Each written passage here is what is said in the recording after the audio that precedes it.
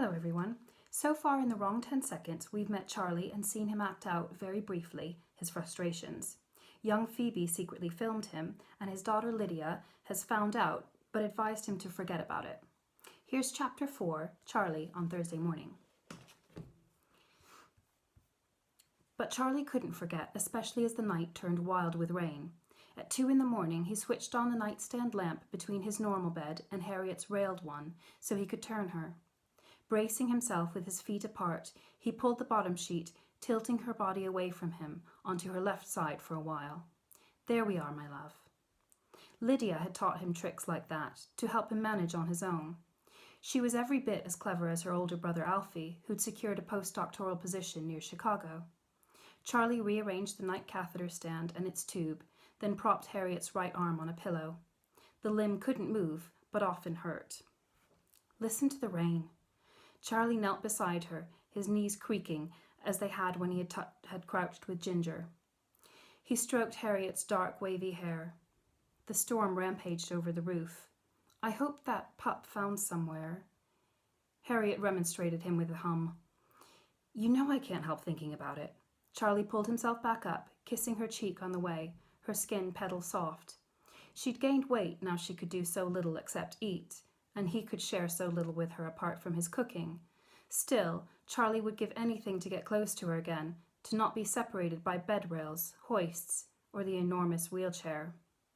But that was the thing, above all others, which he'd better not think about. Within minutes, Harriet was snoring quietly, carried further from him on the chemical current of her nighttime painkillers. Charlie passed the time in his single bed with sanity-preserving lists, vegetable garden harvest plans, Fairford's price code quizzes, and a chronology of the themed nights he and Harriet ran at their pub, the Transatlantic. The sleepier he became, the further in time he delved, revisiting the layout of the dining room he'd run at the Vermont resort where he met Harriet. Then he toured the stops on his boyhood paper route at age 8, his first realization that work could save him. But when he drifted towards sleep, the dog's eyes gazed up from his subconscious, or were they Harriet's eyes? Charlie jolted awake, horrified by a powerful wish for Harriet also to be freed. He managed an hour's rest before turning Harriet again at 5, showering and arriving at Fairford 7 minutes before his early shift. He busied himself with the morning shipment, unloading frozen goods, trying to freeze out thoughts of Harriet dozing alone, waiting for her morning carers. 2 would arrive shortly to wash and dress her, and 1 would stay through the day. Hopefully some of the ones that did, in fact, care. Fish fingers, broccoli florets, summer berries, all part of the Fairford's brand, ice and fresh. Since when did frozen mean the same as fresh? It would not have sufficed at the Transatlantic. Oi, Charlie, Ben summoned him. Any time before the sodding customers get here. Charlie looked up and saw the other morning staff perched on the ledge of the produce island. Somewhat unsanitary. Manesh yawned over his trifle mug of tea. Monica twirled a crimped strand of hair and giggled at Ben. The fluorescent strip lighting picked out the wrinkles in her deputy blazer. Charlie joined them, standing nearby. Ben tapped a rolled-up paper against his thigh as a military leader would a riding crop. Apparently, a puppy got stolen yesterday right at our doors. It's all over the local pages. A little girl's devastated. Little girl? Charlie clamped his mouth shut against correcting Ben. He'd be sorry if the dog came to harm. No, he'd be devastated himself. But he wasn't sorry for that girl. The family has given me posters for the doors. Ben unrolled his sheaf of papers. Anything you can find out from our regulars will score us points in the community. Got it? He put an arm around Monica's shoulders. Make sure Rich and Olivia are aware when they start this afternoon. I thought Olivia was working in early, Charlie blurted. She switched with Manesh. Ben nodded at the other man, Manesh's face obscured behind his travel mug. Of course. Charlie nipped a sprout off the potato display. She needs the lion more than someone with 2 small children who don't sleep through the night yet. Ben rolled his eyes. What is it with you? I'm off to the depot. Charlie accompanied Manesh down the cereals aisle. You must be tired, he said. I'd be up early anyway. You've had children, right? You remember. Ours were 2 years apart. We had to stop taking overnight guests at our bed and breakfast until we could guarantee a decent night's sleep. Manesh laughed as he punched in the code to unlock the doors. Yes, I can imagine. I wouldn't pay money to sleep at a house like mine. The usual trio of older gentlemen shuffled in for their newspapers. Morning, Charlie. Taking his place at the first till, Charlie chatted about gardening with the newspaper trio. One of them had an allotment, another remembered his family's victory garden from the war. Then there was a jogger picking up a bottled smoothie, and a mum grabbing milk for the morning cereal. Left the dog out in the rain, poor thing, she said as she waited for her change. Charlie's fingers faltered among the 10-pence pieces. I'm sure he or she will enjoy the fresh air. Dogs have a finer appreciation for these things than we do. The shop got busier, and Manesh opened the till next to Charlie's. The last pallet of tins and baked goods stood unpacked in the aisle. What do you think, Charlie asked Manesh during the pre-lunch lull, about the advancement opportunities here, that elusive more than 0 hours contract? Charlie gathered an armload of products customers had rejected at the last minute. Fractured eggs, squishy peppers, and a jar of baby food which a young pram-pushing man had decided he could do without, so long as his cash would cover crisps and the Fairford's cheap cider.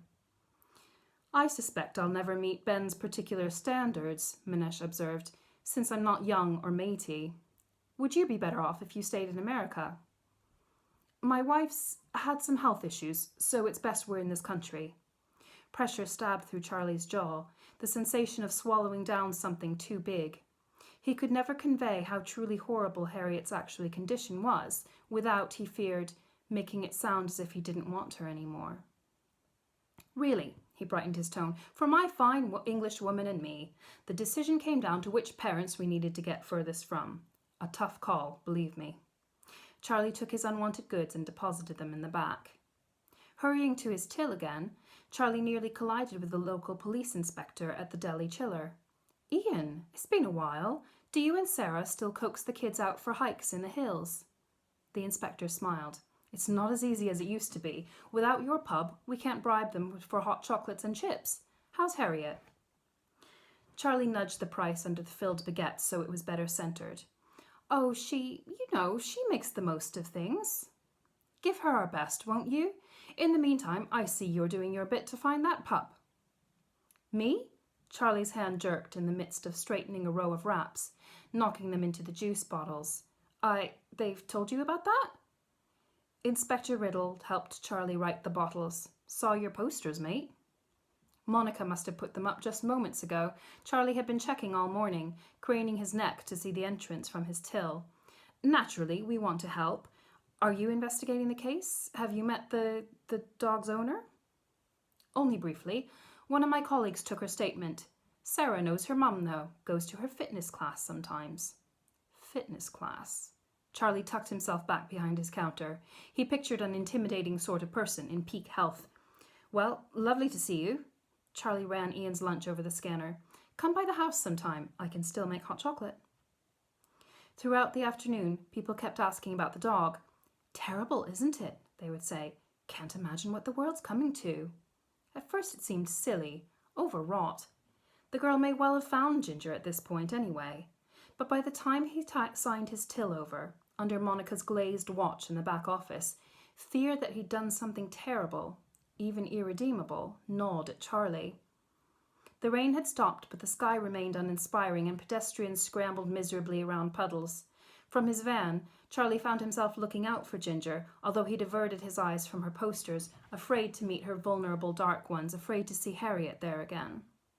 But if he could find the dog, hold her and know she was safe, she might have sought sanctuary beneath the scaffolding that encased the cathedral, or a pub owner might have given her scraps and shelter, just as he and Harriet would have done in a previous lifetime. At home, he found Harriet stuck in front of a TV show with various family members yelling at each other. Today's full-day carer was Mrs. iPhone, predictably occupied with her mobile. Harriet's head lolled, half asleep. Charlie could tell the second morning carer had been Marie, also known as Miss Manicure. She'd lent a hand with washing and dressing. Harriet's hair was beautifully brushed, and she wore a bright pink t-shirt with her nails painted to match. Good afternoon, gorgeous. Charlie leaned down to kiss his wife. She smiled at him before fully waking and raising her head. Mrs. iPhone put her phone down and adjusted the TV volume, although Charlie then switched the whole box off. Harriet hated that rubbish. "What's going on in the world?" Charlie asked Mrs. iPhone. She straightened the couch cushions she'd been reclining on. "All washed and dressed. Had porridge this morning, soup and toast for lunch. Bags emptied." Of course. After all, those were the merest basics the carers were paid for.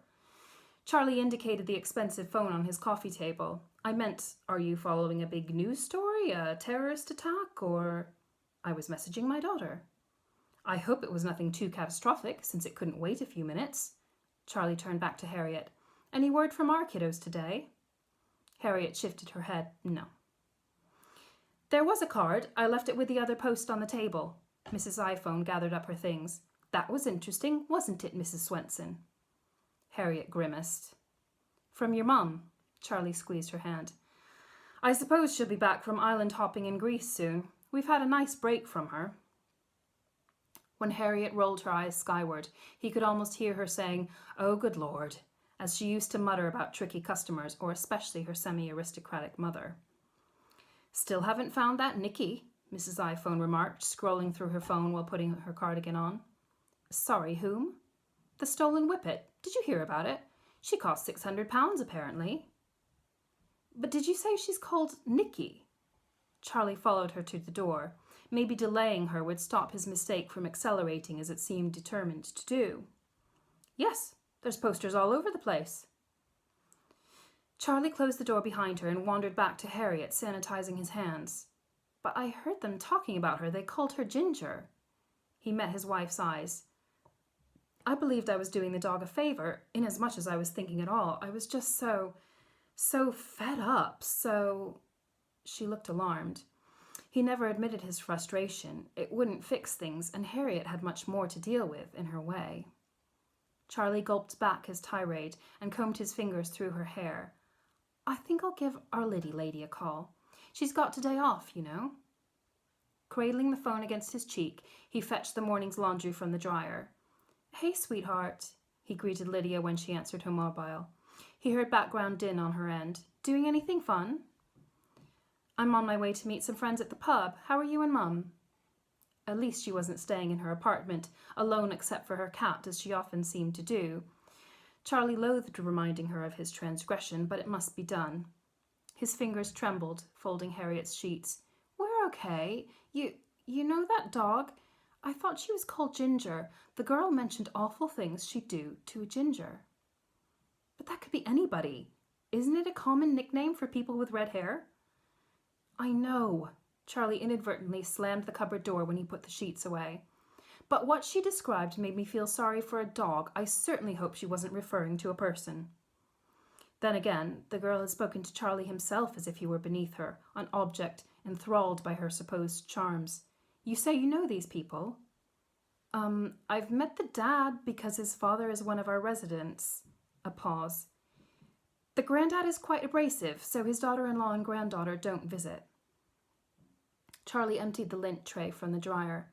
"I need to apologize to them, and I won't bother to try explaining because evidently my explanation doesn't make sense anymore." "Dad, no. Just keep doing all those things you do right. Like you said yesterday, there are so many of them, yeah? Don't obsess over this, please, Dad." Charlie crossed the entry hall and stood in the doorway to the lounge. Harriet was watching him from her chair. "All right, Liddy lady, I got it. Don't worry. By the way, you should see your mum today. She's pretty in pink." Harriet gave a humming smile, her current version of what used to be a self-effacing, dismissive laugh. Charlie bid Lydia goodbye and sifted through the post. "Lovely island scene from your mum." Charlie scanned the back of the postcard. "She's glad there haven't been too many natives around. They must have heard she was coming." He'd made Harriet laugh, or close to it. "We'll put it on the fridge, babe, to appease her when she comes back and pays the dreaded visit. Might stick this up and cover it a bit, though."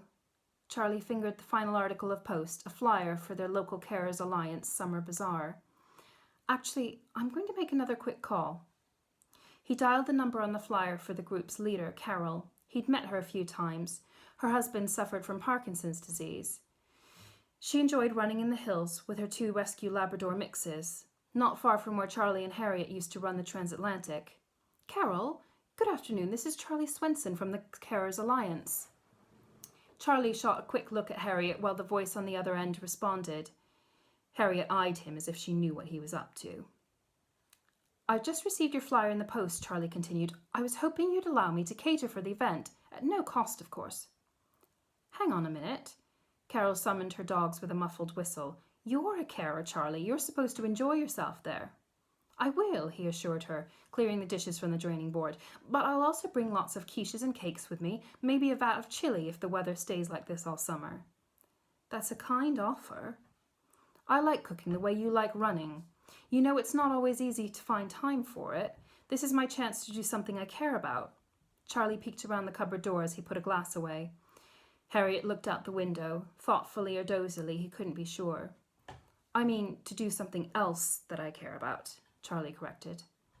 One of Carol's dogs barked on her end of the line, and Charlie winced at the sound. It would take more than pastries and hot meals for him to make amends.